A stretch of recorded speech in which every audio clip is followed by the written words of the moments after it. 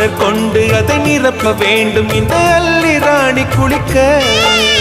இந்த ரீதியில் அன்பு செய்தால் என்னவாகுமோ என் பாடல். காற்று வந்து உன் குழல் கலைத்தால் கைது செய்வதென ஏற்பாடு.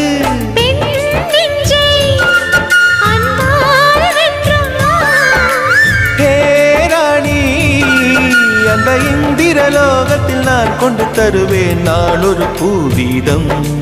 உன் அன்பு அது போதும். தொடு தொடுவெனவே வானவில் என்னை தூரத்தில் அழைக்கின்ற நேரம்.